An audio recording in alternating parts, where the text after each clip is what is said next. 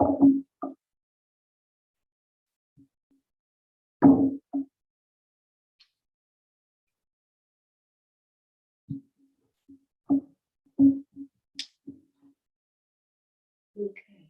this is a test 54321. Okay, I'm a little loud, but I might get something. It's loud. It's a little bit loud. Okay.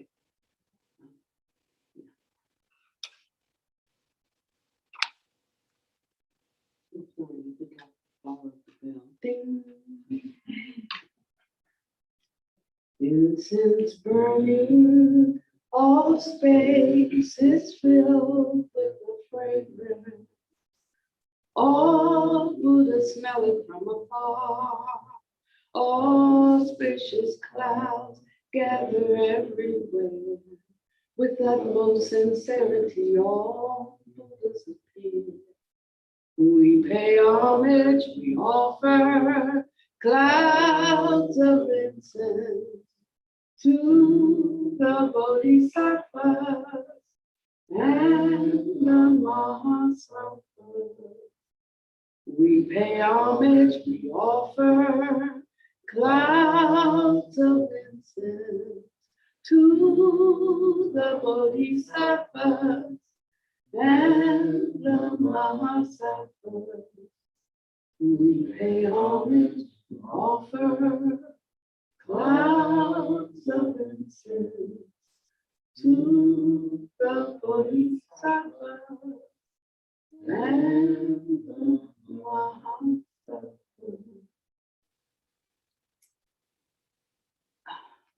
Good morning. I love going out to California to see my master, because when we come into the hall, he's sitting there. He's a lot like Panyadeepa. He felt that you should always be sitting there, prepared, not in the sense of making preparation, but there when your students enter the hall. I'm from a different school. Everybody ready? Here I come. And so Panyadeepa and I would talk about this all the time, but it really did something though.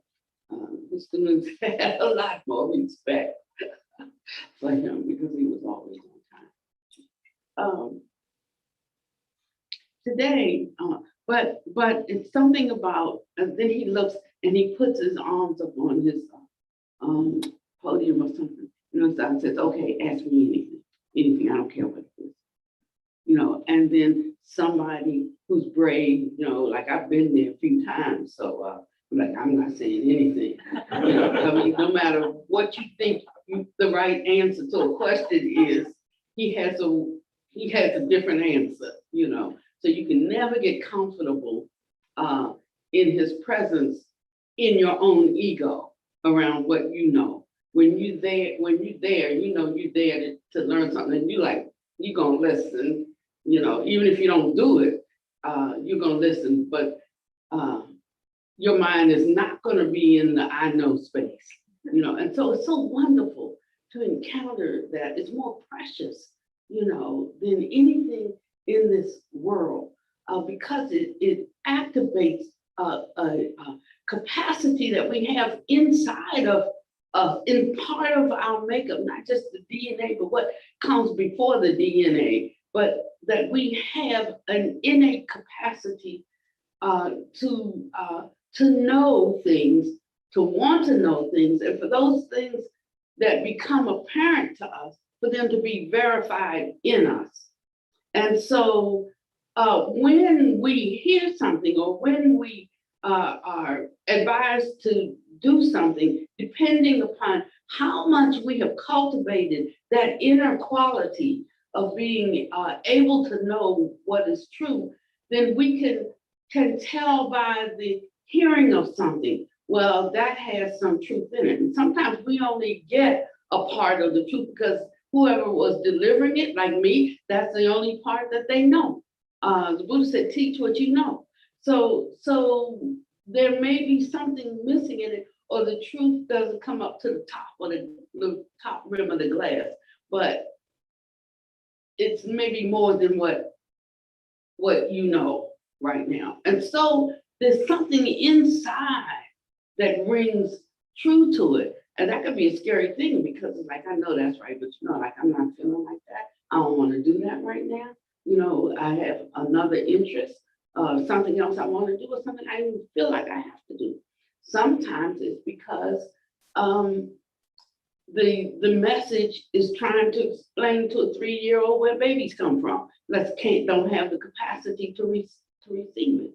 And that's why a good teacher is never upset when someone doesn't receive, if they're already a good teacher, like teaching through Dharma, that if someone can't receive it because now may not be the right time, and to try to force a view upon someone is to do violence to them, number one, and also to set in motion, an evil karma, because it could cause a person to like completely turn off and miss the truth that they were very close to apprehending if there had been enough patience and enough understanding to allow them to just be with whatever they feel like they can be with at this time. It doesn't mean that you have to compromise,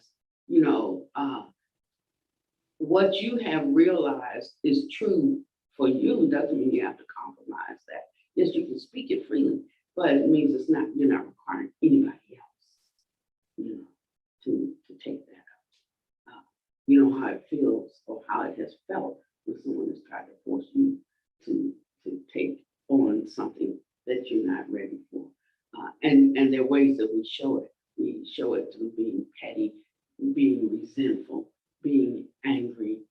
So when we look at things like anger, and we think like that's so wicked, if you could look a little bit beyond that, getting out of one's selfing mode to see what that defense is and what it speaks to, in the person, and uncomfortableness in the person that is based on something.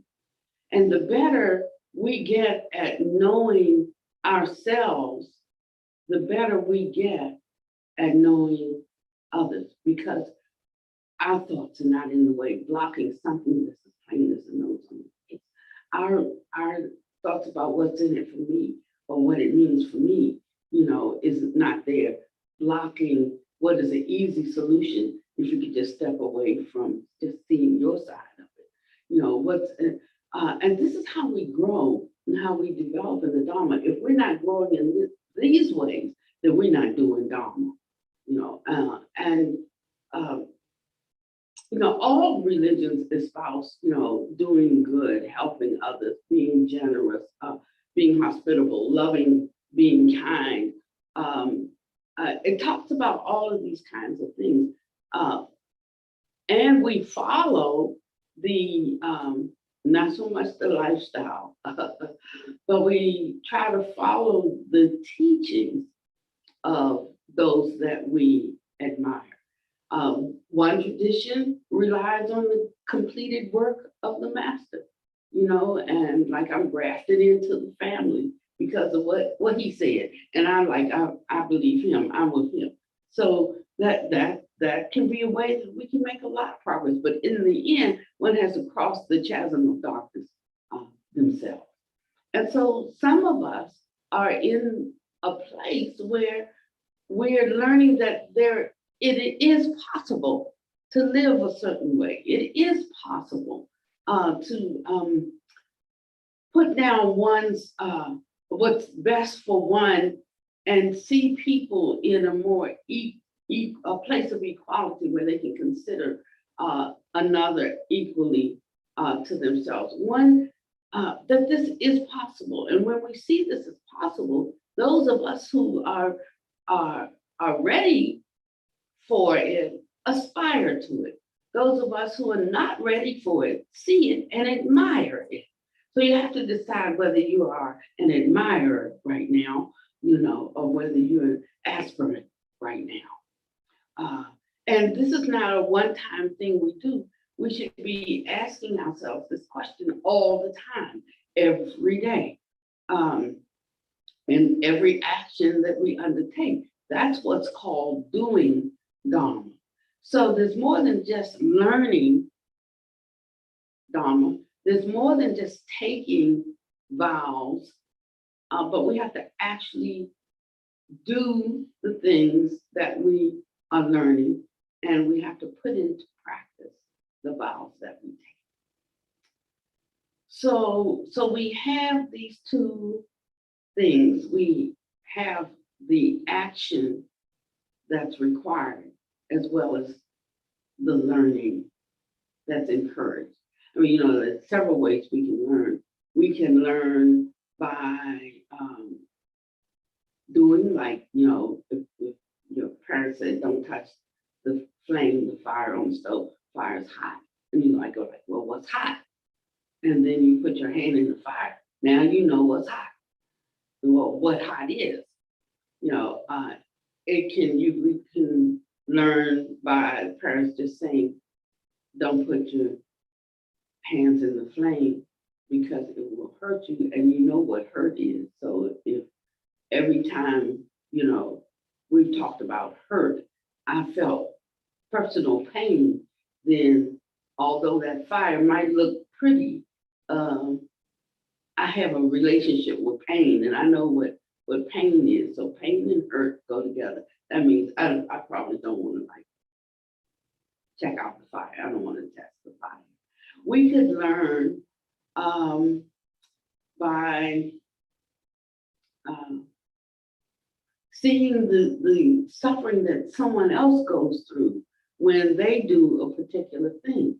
And we were thinking, I was thinking about doing the same thing, but when I looked at the results, it came from that. Maybe not, maybe all that glitters is not gold. Maybe not too much.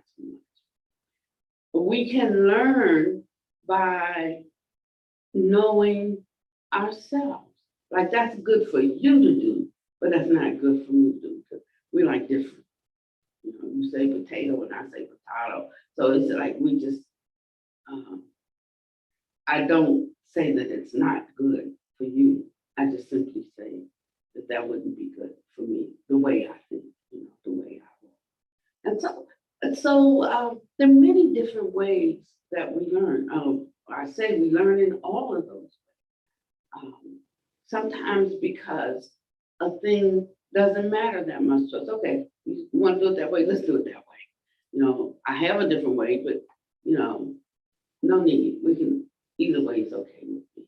Sometimes we're very, because of something that has happened to us in the past, and we haven't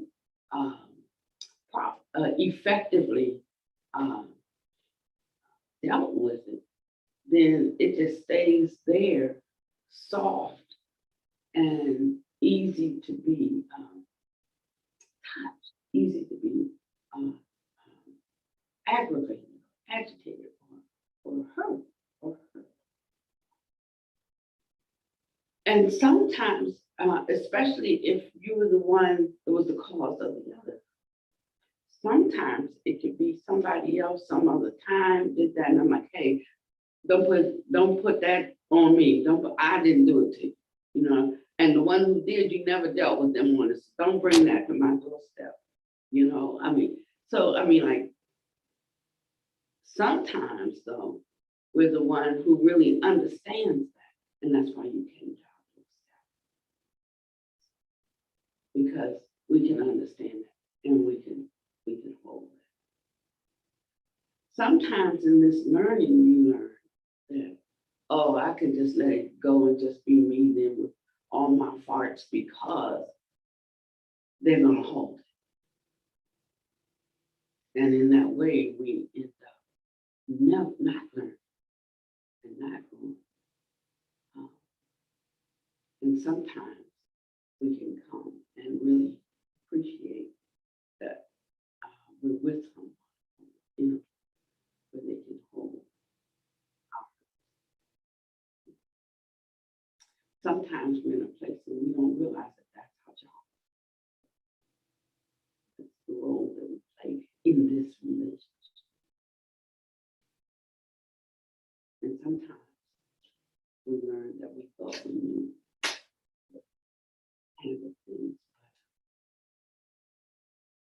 but we have a little bit more. So it's all these myriad ways that we learn. And the Buddha said that one of the primary ways that we can learn with the least amount of pain and suffering is to learn from one who has shown himself to be wise. One that you consider wise, but not just you consider, because a lot of us think our drinking buddy is wise. You know? But the one, like if we want advice, I mean, some people came to the Buddha and asked him for advice. They didn't like that advice. They went to their gambling friends and said, you know, I said this to the Buddha and he said blah, blah, blah. I think he was wrong. What do you think? This? Yeah, we think he's wrong too. So I knew I was right. And so, but he said, not only the ones that you think may be wise, you know, because we got to start somewhere. Like if we don't know, how, you know, how are we going to pick the wisest choice when we don't know? That's the conundrum around ignorance. It's like confusion. But he said the ones that you think are wise, think are wise. Now you have an extra layer there, an extra layer of protection, you could say.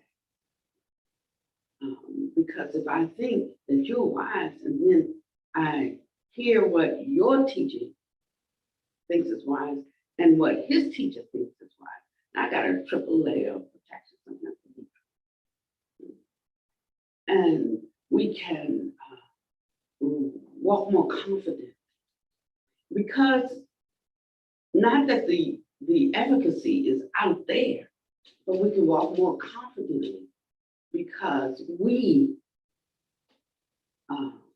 trust the process more. So it's not Buddha Master's job to make me feel more confident in the Dharma. It's my job to make me feel more confident in the Dharma. And it's such a relief to know that for those of you who are teachers, because we try so hard to help someone learn, and we start taking on a responsibility that's not really ours to take on. And in that process, we actually hinder those who could advance when you give them the responsibility to take on their own learning and their own experience and to figure out what that means and how to take the next step. It's like me trying to tie my granddaughter's shoes. You know, the thing about getting old is that you tell the same stories over and over and over. You know, I got a million of them, but there are few that I like just jump up at the top and like they're always like right here on my mouth, ready to come out. But you know, when I think about it, I'm learning there are really just a few lessons that we need to know in life. And like we just have to keep using those over and over and over and over. I have to learn the whole thing. It's almost like any part of it contains the whole. It's like a hologram, and if we just start unpacking one part, it never empties. You know, it's balance. But like my granddaughter said, I'm trying to help her tie shoestrings because she's learning to tie, you know, and she was getting frustrated, you know, but I'm reaching down here and grandma said, no, grandma, by myself, you know, and it's a lesson that I never forgot. You know, that when someone else can do something for me, that's all well and good. And I like it when somebody can do something. But that's not the same as me having the skill and the capacity and the cultivation and development of perfections to do it myself. I can get some confidence because I'm with you and he's the strong man, but I get more confidence when whatever is needed is resident in me. And I know that it's there. You know, you can have $1 million in the bank if you don't know that it's there. So all worldly Dharma is Buddha Dharma. I am going to get to that. All worldly Dharma is Buddha Dharma. If you really look at it, I mean, because where else in the world will you get the realization except for right where you are? So we don't have to have, so we need to understand Buddhist terms. And I think that some of the early translators, scholars, you know, I never see where Buddha like really like he talked about his scholars, you know, he talked about his practitioners who had come to know things through direct experience. So that means that unless you have, you know, whatever level of direct experience you have is going to be the level of your explanation when you start translating things, or when you start talking about things. They are not going to be any higher than your own level of realization. And if you try to use high-sounding words, you know, like to wrap up, all you're going to do is wrap up and confuse people because you are confused yourself. So we should always try to share like where we are, because somebody needs that on that level. And if we're not so invested in trying to be the smartest one in the room, of trying to be, excuse me,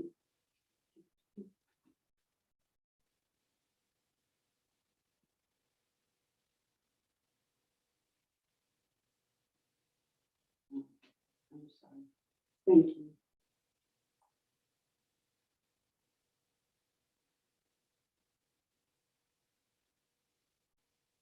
That was so kind. Honey, he wasn't feeling well, but he saw that I left my phone and he came and bring it up. That's what I call kind. Because like actually I was leaving my phone today. That's very kind. So when we're trying to like talk about things that we haven't experienced, we're moving beyond our pay grade, and sometimes we are ready to go to the next level, but because we have not circled back around, you know, to confirm, we used to bake breads for Ingles, my kids in our we had a program of self-sufficiency, and the kids would bake bread, and we had to go through a lot of recipes, and we had to tweak over and over and over because somebody would get a good idea, and then they just go ahead and do that. You know, one time I got a call from Ingles, and they would say like, "What's wrong with the bread?" And I'm like, "Nothing. I mean, we follow the same recipe all the time." I get back to the bakery, and one boy had a good idea about something, and they all decided, "Yeah, let's do this." And it ruined the whole batch. It was something like 500 loaves of bread. I had to go back and collect from Ingles.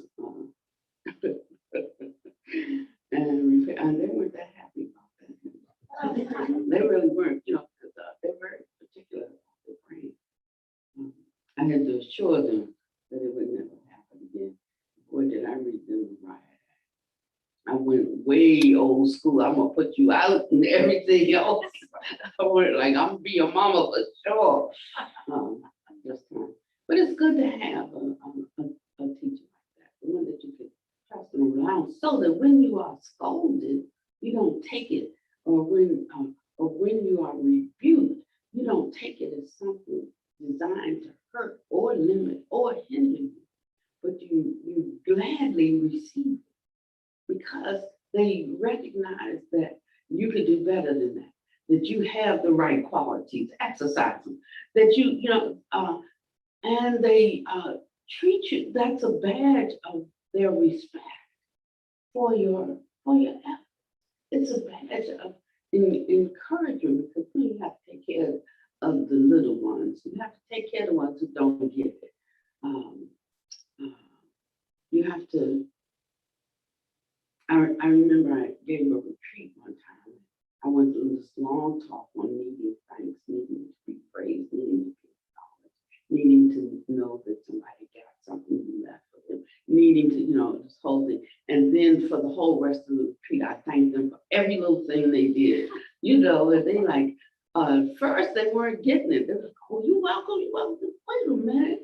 And then she just give a teaching on that's for the people who are not truly altruistic. They just think they are, but don't thank them and you'll find out, you know. And but they got it as the days went on. Yeah. And so take it that way when you are exhorted, when you are encouraged, whichever way it comes, it is, knowing that I can step in, I can implement that. She's speaking to me today.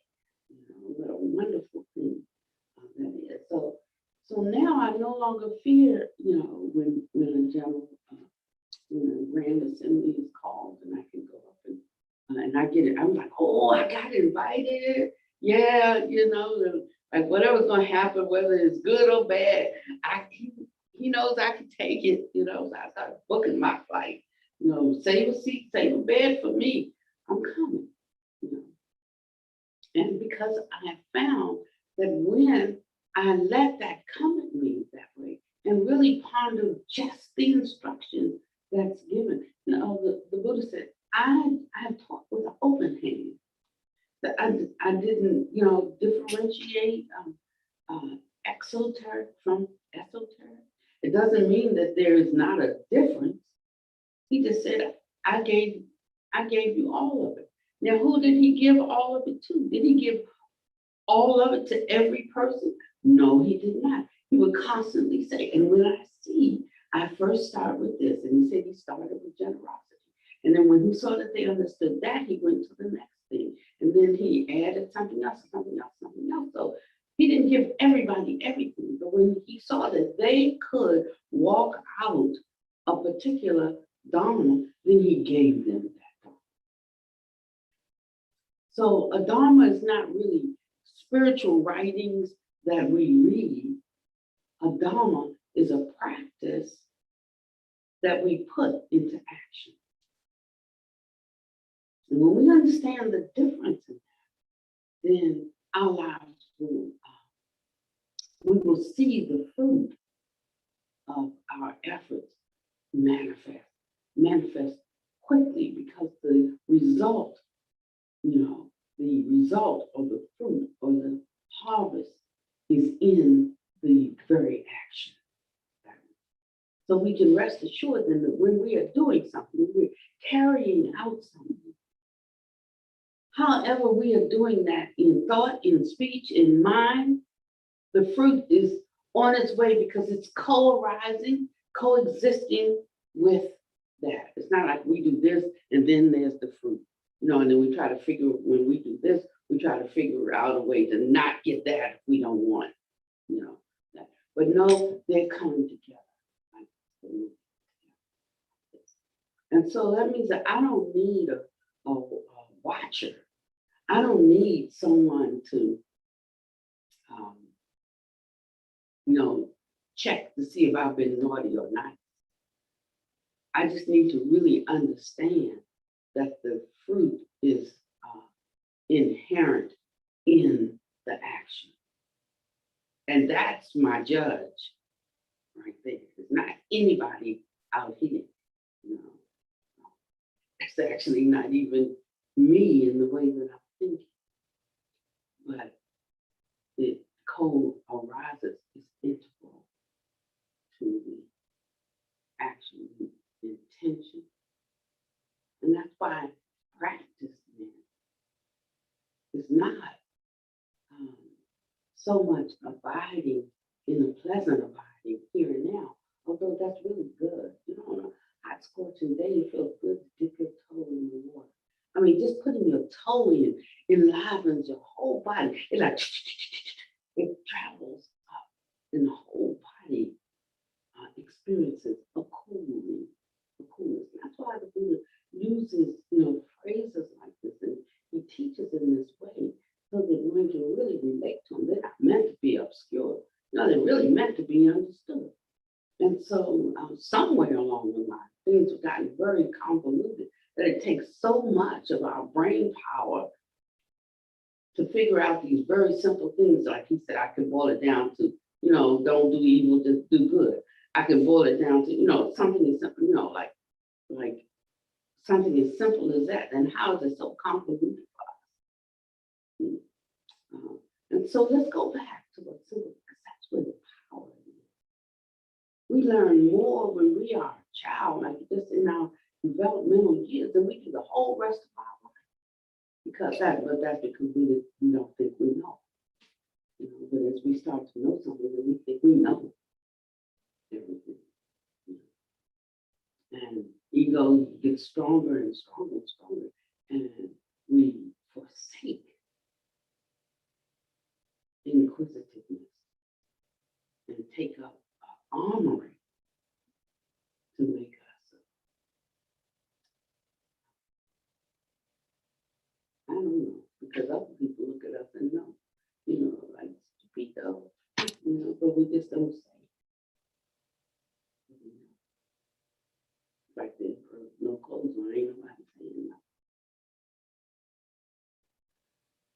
So if we took these instructions as a pointing out from one who had great confidence in us, that we can know that at the core of our being, and we just say that like whatever you want,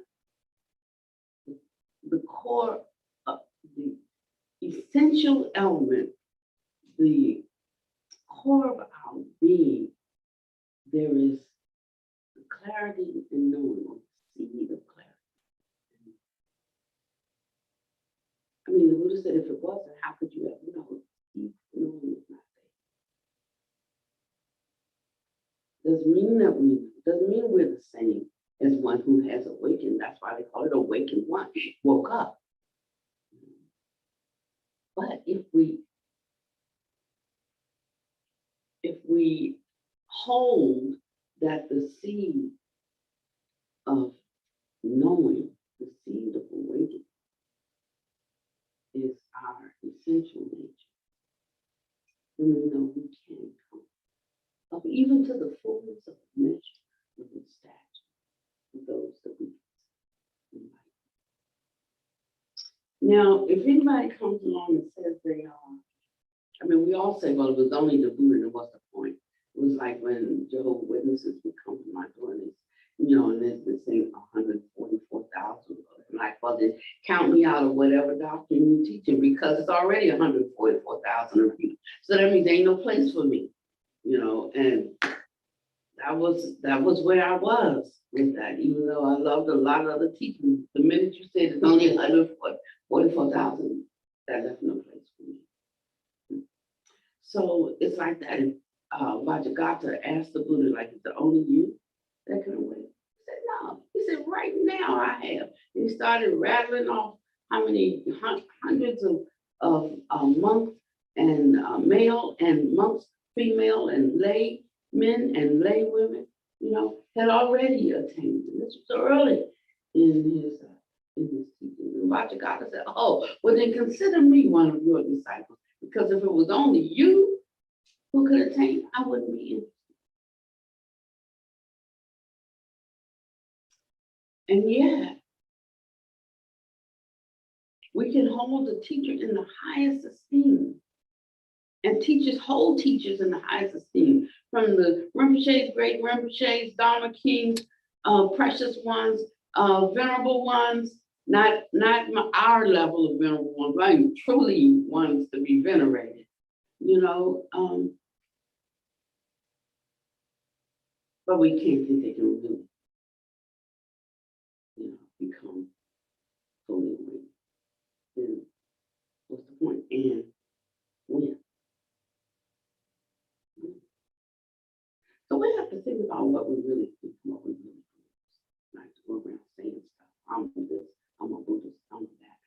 thing about proclaiming to be Buddhist is that rather than resting on the taking refuge in the Buddha doesn't mean resting on his completed work, his Buddhism. It means cultivating until you yourself.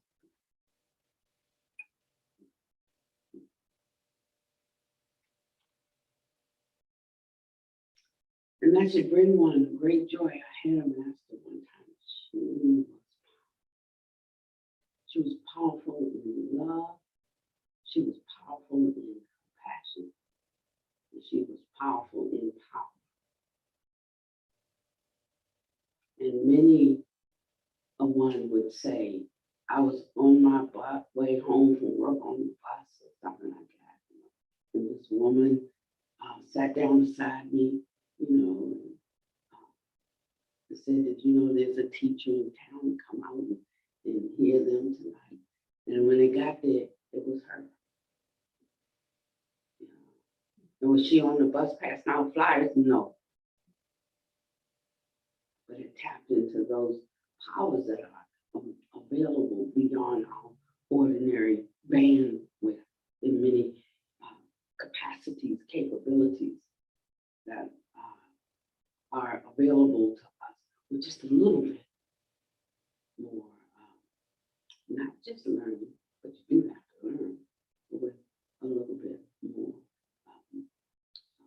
actually do engaging in the Dharma, not just reading about it.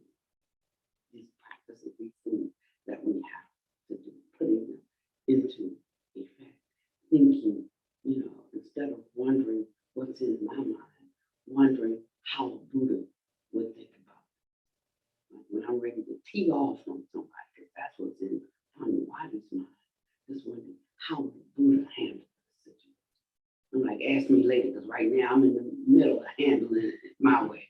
No, but that's how, right there, that's when we apply Buddha Dharma. When we stop right there, when I would do this, and ask the question, what would one who was awake, what would he look for in this situation? How would he approach trying to reach that?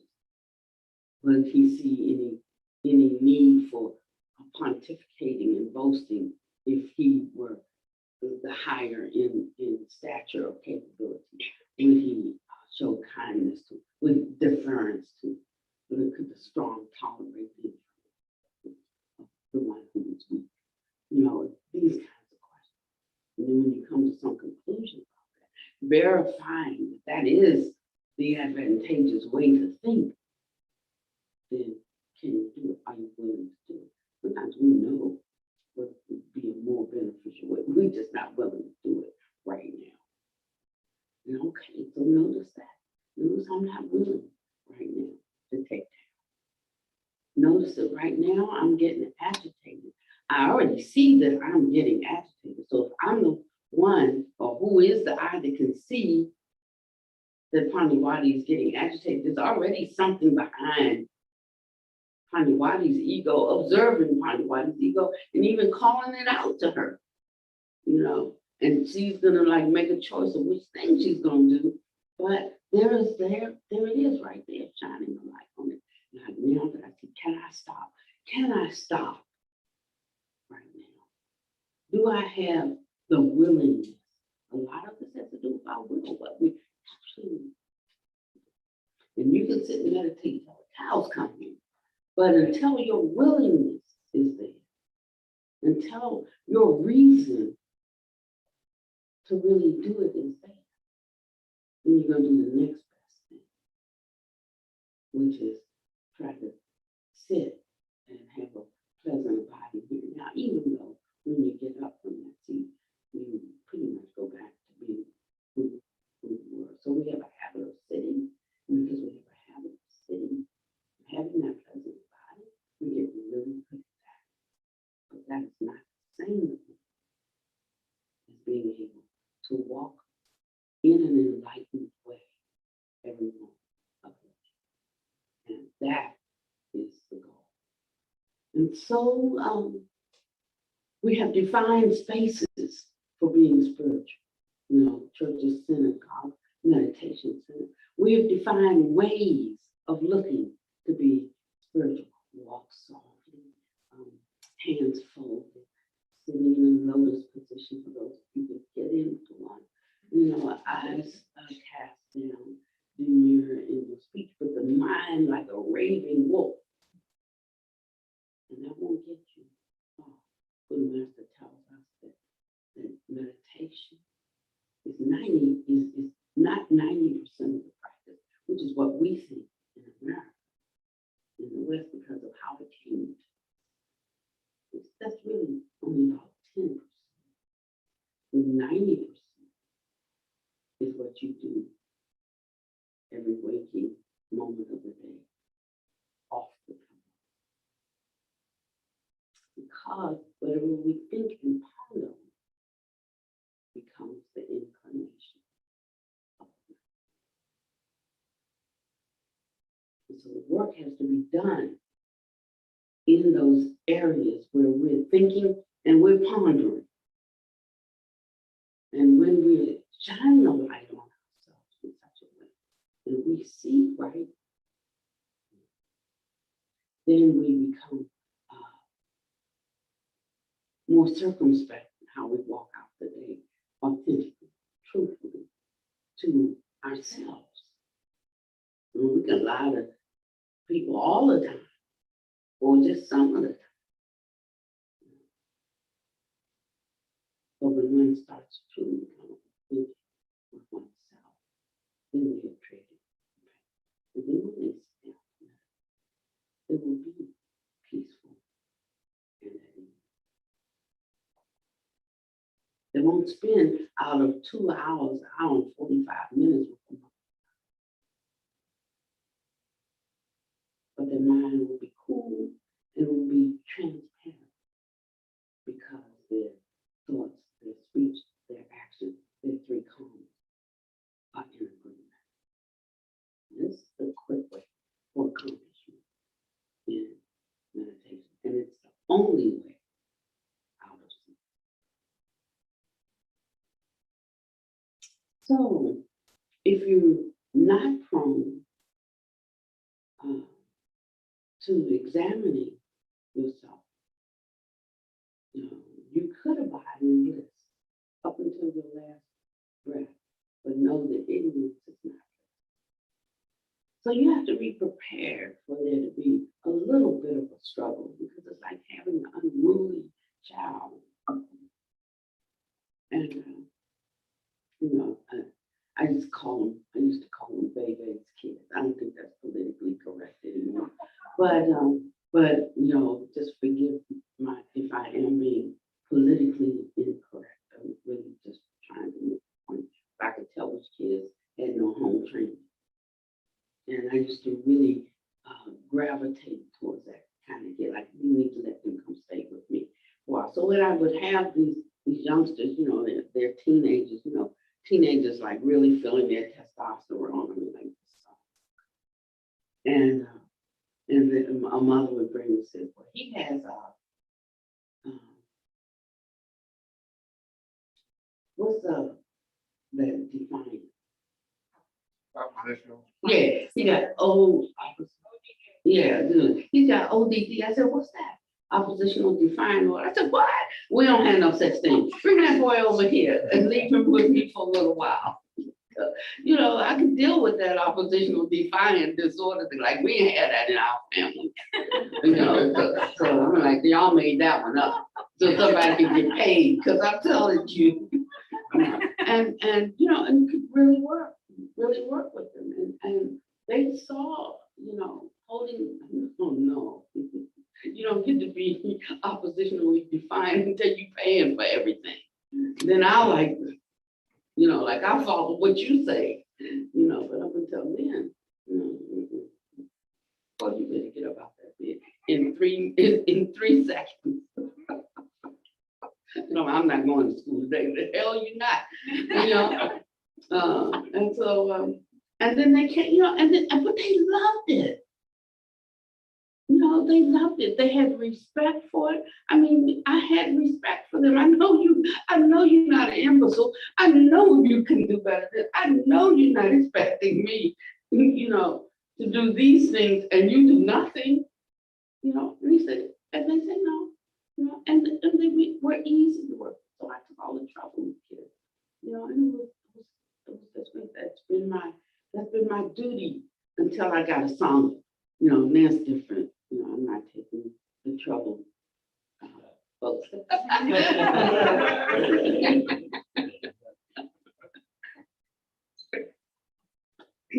But that's okay because I'm graduating. I'm getting,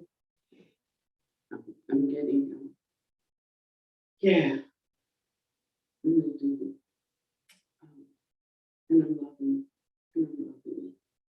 And part of it is knowing that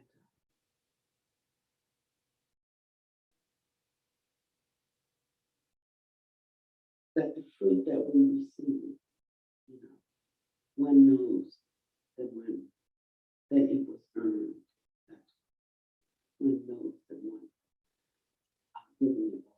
One knows they put it forth. One knows that they really truly want their eyes open because they will see. Or one knows, and so you don't have to think of it as a gift. I was negotiating with someone. I actually didn't want the nun be in the room with me because just in case I had to play hardball. I didn't want that to be a lasting, vision. And, but the way it rolled out, the invitation was there, and they were all there, and there were three of us, like negotiating around. One guy, he's very, very, very rich, and there was another guy who's just rich, not very, very, very. But when he found out that I used to live in Atlanta, he wanted to let me know he lived in Buckhead, and I'm like, so did I when I lived in Atlanta. And so,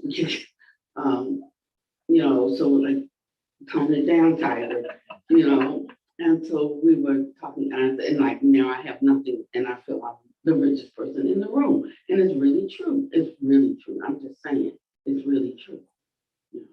And so, I mean, like I get to enjoy everything, and it's a great way to live. But that's just my way now. It's not everybody's way all the time, So when you see somebody living in a certain way, you say, "Oh, I wish I could do that." No, you don't, because if you did wish that, you could do that, and you don't have to do that. So you don't have to wish you could do it. Just do the best of what you can do right where you are and see the fullness of that. Because when you feel like filling a glass with water, once it reaches the top, what's going to happen? Absolutely, it's going to spill over. And so that's how you know when to step forward, when to move, how to, step out. Is when the glass is topped off. The glass is half empty, stay there. You got to keep filling that glass, but once it spills over, now you can put a bigger cup underneath. You can take on more. You can go deeper. You can go. This is not a way where we're striving in the ways that we understood striving to achieve. But it's a way that through entering into a space where we don't hold so tightly, so concretely to who we are up to this minute, and what we already know. But we always have that vision to know more, to be better. And the opportunity comes for us to experience something better, more, find that we have more to give, and that there is more that we receive.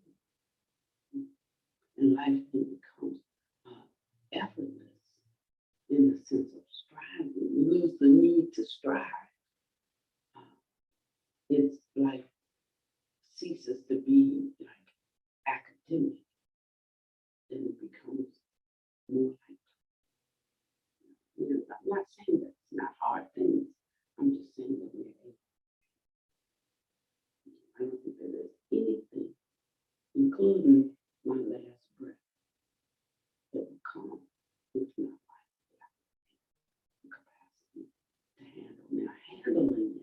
might just mean accepting that now is the time, because I understand that this moment could not be, that I could not arrive at this particular intersection unless the causes for it to occur have occurred. And so when something happens in my life, whether it's good or bad, I can rest on the truth of causality. The second thing we have to rest in is our own willingness, to understand that the moment for the fruit of some actions taken by me, by others. I could have been at the right place at the wrong time. Could have been,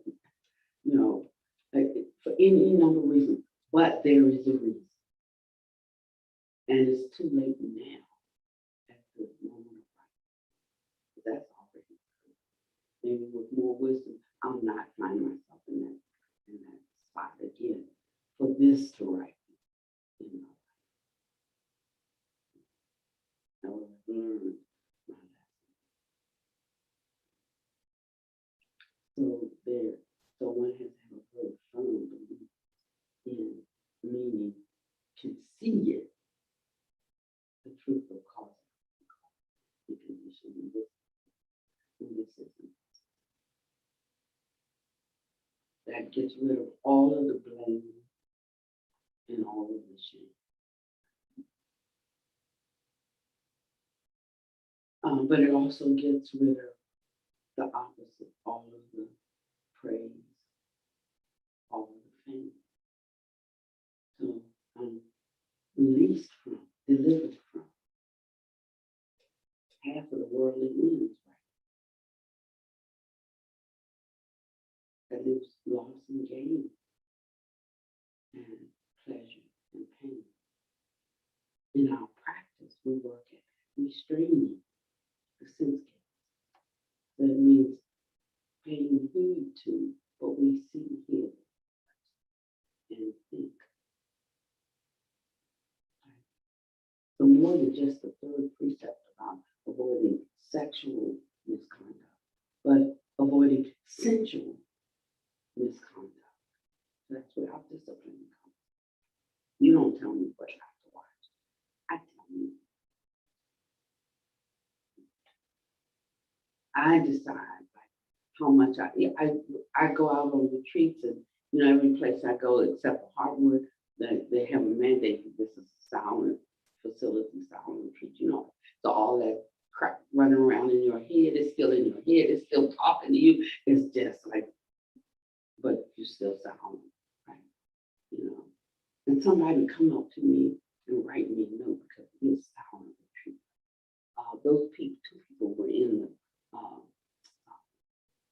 out in the field today, and they were talking to each other, and they were bothering me. They're all the way crossing the field. You keep them.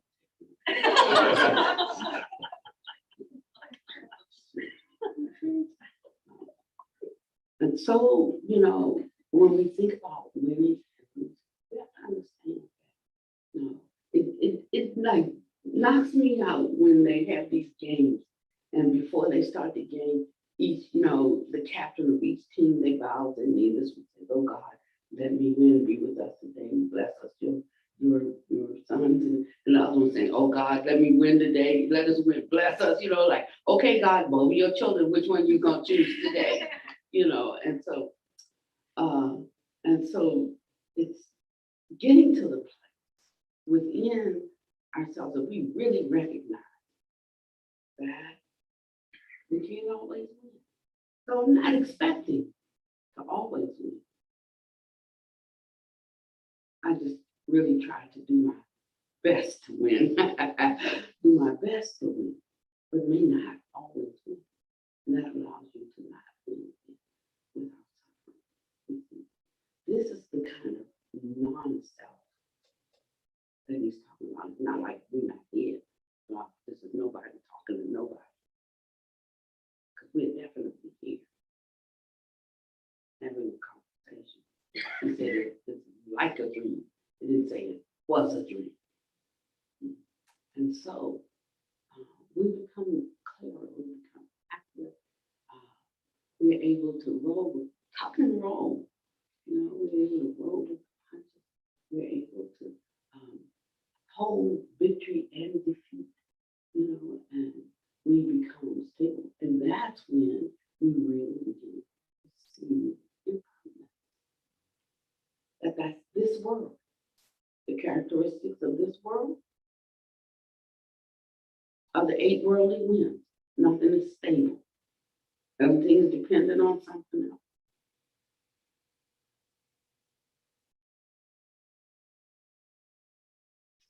But the Buddha said there is a state that's not like that. That's what they awakened to. He didn't disappear because he was awake.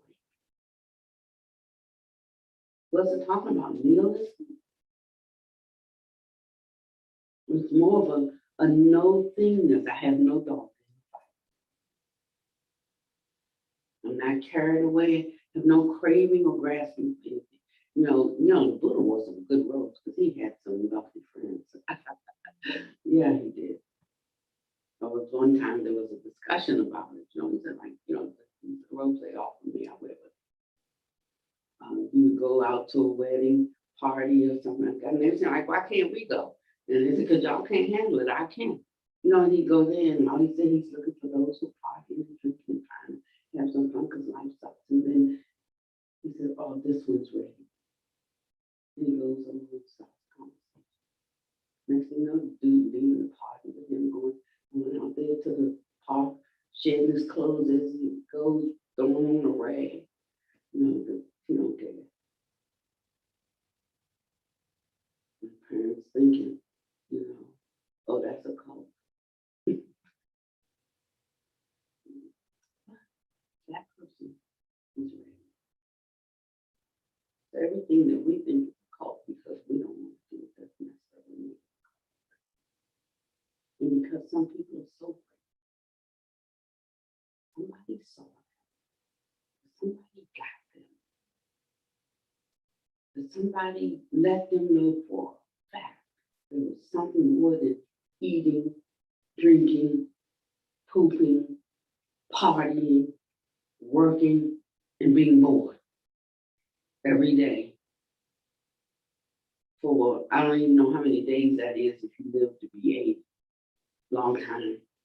And then finally dying, getting some relief, and whoop, Groundhog Day, waking up and right back in samsara. You know, so some have been on the round of samsara, you know,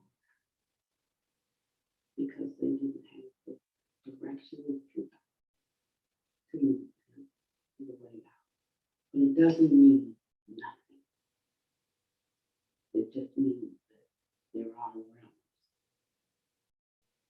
and space and contact.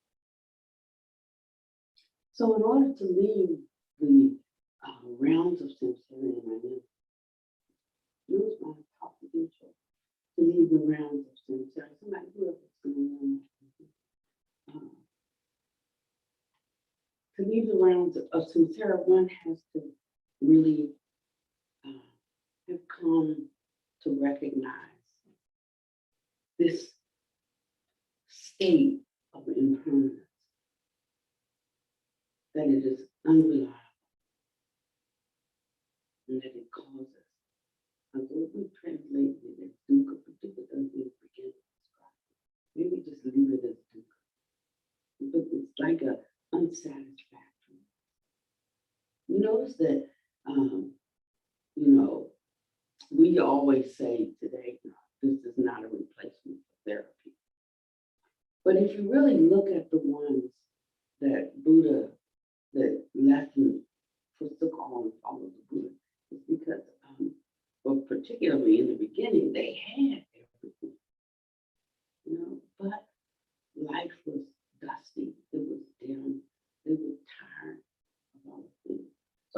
actually, he did take people who were, I mean, they couldn't go anywhere. They weren't like, wasn't like this kind of time. So when I wanted to do something, I'm an Elon Musk, and I just like go in a spaceship, then they go to the moon. It was, they had reached their glory in life, or they had inherited things that put them in a place they could never be touched by the infirmities of others because the distance was so broad. So they saw life as a chore. Then there were, and he said, that's okay. He said, you're ready, you come. And I can't believe they thought life was such a chore, that they went on and found this new way of life so that they could have a different kind of life that was such a chore. It had to offer something. As a matter of fact, they were so free that they didn't care whether they lived or died. They didn't care whether good things or bad things happened. Matter of fact, 500 of them got together and committed suicide. Did you know that? Yeah, 500. So Ananda was upset. He was like, what's happening here? And the Buddha said, well, they shouldn't have done that. But it doesn't really matter. And he wasn't making a claim for suicide when you think you're awake and not suicide. He just said that they really got free, so they know that there is something that is not impermanent. They had encountered some state that was not impermanent, was not temporary, and was not all bad. That's the state that I'm in. Then whether in the body or out of the body, this body, who cares? So when I very much care, and I don't, my conduct, my cultivation does not reach the level of understanding. So we don't understand, because our cultivation hasn't measured up to give us full understanding, then we won't be successful in that dark. The good message open up. Because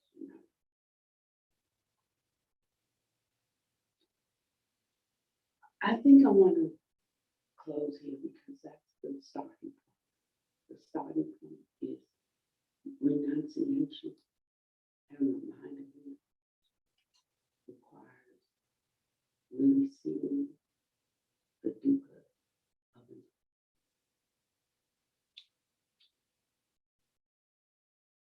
When one really sees that, then they don't get too happy about anything.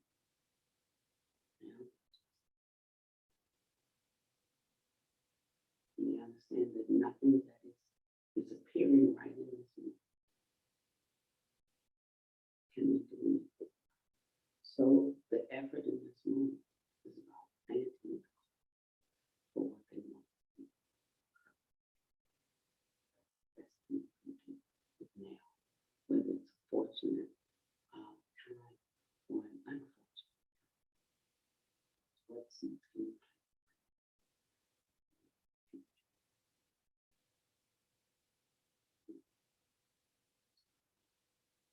So seeing impermanence, really seeing the dukkha of impermanence, one cannot really renounce until they are acquainted with fully seeing the suffering. One doesn't have a mind.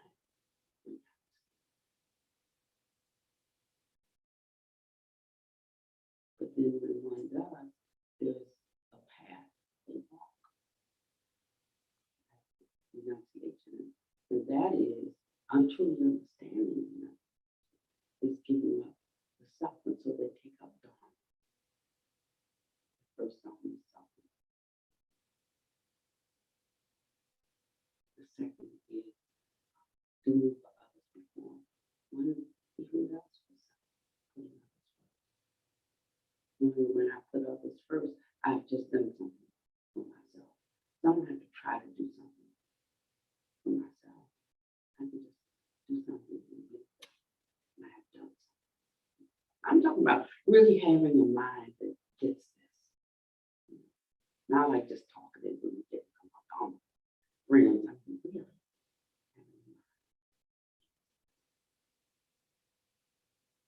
And with that kind of action, yeah, just stepping out on a limb and doing it, after a while, it becomes a habit, just like everything we do now.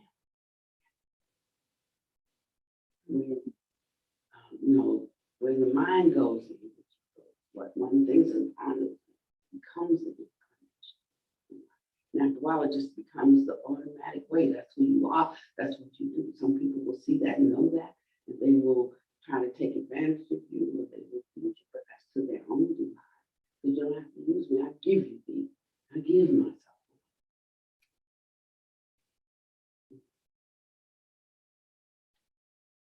Then there's been nothing given because having that in mind, even if I don't come up to the fullness of it, most of the time, just having that in my mind, keep seeing that in my mind, keep offering up that fragrance, in my heart, then the mind starts inclining more and more. You cannot go that thinking you want to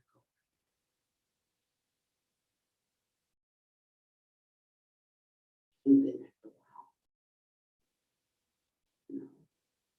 you just kind of live through your day. But here's the thing, wisdom comes with that's the true path. It bypasses the what's in it for me.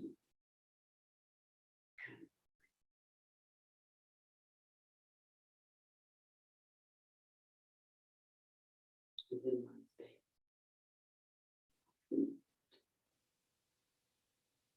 Maybe not be forgive things happen that you would prefer didn't happen. But to do it. Start really seeing, really getting almost like a fear of it, not an unhealthy fear, but a healthy fear. Like if I step in front of the bus, I'm going to get a problem like that kind. So I won't do it. Reasonable fear, pragmatic fear, respect, devotion to goodness, these kinds of things. And when one has developed that, cultivated in oneself, in the mind of renunciation, no mind, no mind, understand it. We try to improve, we still see. So work on that this week.